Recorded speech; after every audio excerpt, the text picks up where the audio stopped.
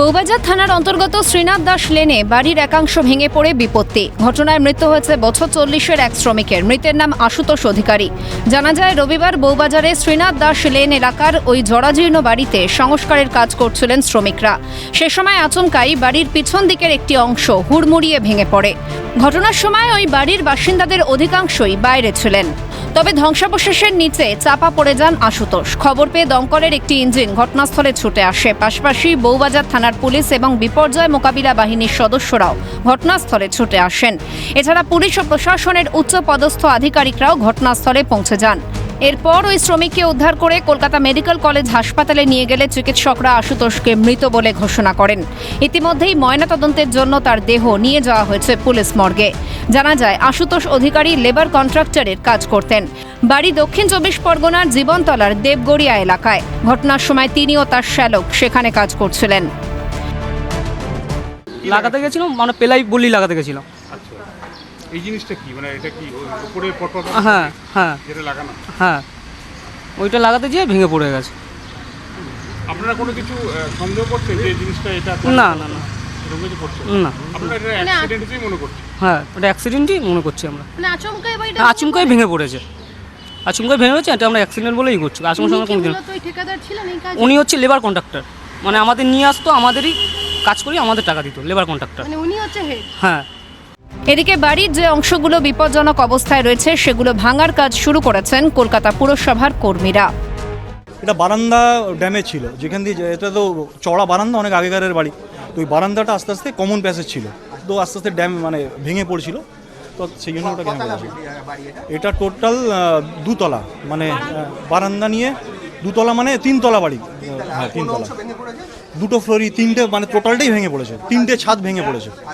আর তখন বাড়িতে লোকজন ছিল? হ্যাঁ একজনই ছিল। না এমনি তখন ভাড়াটেরা ছিলেন? ভাড়াটেরা প্রত্যেকেই আছে বাড়িতে। কি করে আটকাবে? তারা ছিল না, নিচে কেউ ছিল না, লেবাররাই ছিল তখন।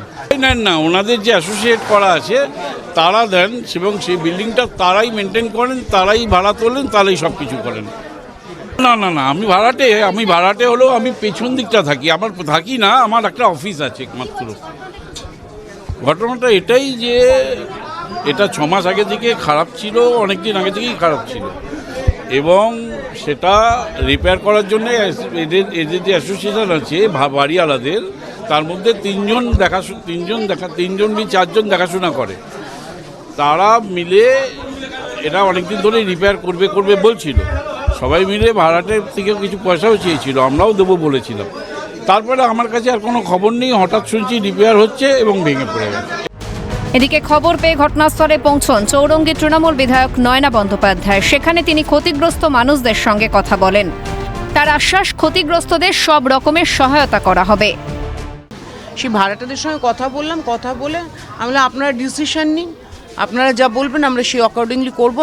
প্রশাসন আছে, কেএমসি সব লোকেরা এসছে। আজকে সানডে, এটাও একটা আমাদের কাছে একটুখানি মানে অসুবিধা, সমস্যার মধ্যে পড়ছি আমরা, কিন্তু তবুও কেএমসির লোক একদম ছুটে এসছেন, তারা করছেন, এবং ওনাদের সঙ্গে আমরা কথাবার্তা বললাম। ওনারা এবার আমাদের ডিসিশন দেবেন, যেরকম ওনারা বলবেন আমরা অ্যাকর্ডিংলি কাজ করব। ঠিক কী কারণে এই বিপত্তি তা খতিয়ে দেখছেন বউবাজার থানার পুলিশ আধিকারিকরা। কি কারণে এই বিপত্তি খতিয়ে দেখছেন বউবাজার থানার পুলিশ আধিকারিকেরা। যেটা জানা যাচ্ছে, কয়েকশো বছরের এই পুরনো বাড়ি, যেটা দীর্ঘদিন ধরে বহু মানুষজন ভাড়াটিয়ে ছিলেন, কিন্তু কোনো রকম নিয়ম বা বিধিবদ্ধ সতর্কীকরণ মানা হয়নি। নিয়ম না মেনেই চলছিল বাড়ি মেরামতির কাজ, এমনটাই অভিযোগ করছেন পুরসভার যারা সদস্যরা রয়েছেন তারা। সব মিলিয়ে আপাততভাবে বাড়ি ভেঙে পড়ার কি কারণ সে বিষয়ে খতিয়ে দেখছেন বউবাজার থানার পুলিশ আধিকারিকেরা।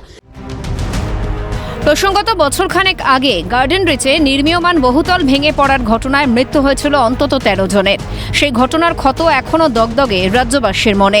ঘটনায় পুরো প্রশাসনের গাফিলতি নিয়ে বিস্তর অভিযোগ উঠেছিল। তবে তারপরেও যে প্রশাসনের হুঁশ ফেরেনি বউবাজারের এই বাড়ি ভেঙে পড়ার ঘটনা, তারই প্রমাণ। স্বভাবতই প্রশ্ন উঠছে যে পুরো প্রশাসনের নজরদারির অভাবেই কি এ ধরনের ঘটনা রাজ্যে বারবার ঘটে চলেছে? আর কবে টনক নড়বে পুরো প্রশাসনের? প্রশ্ন ওয়াকিবহাল মহলের। ক্যামেরায় পুষ্পা দেবনাথ ও সায়ন চক্রবর্তীর সঙ্গে দীপাঞ্জনা সাউ দত্ত, অভিরূপা সাহা রিপোর্ট, ক্যালকাটা নিউজ।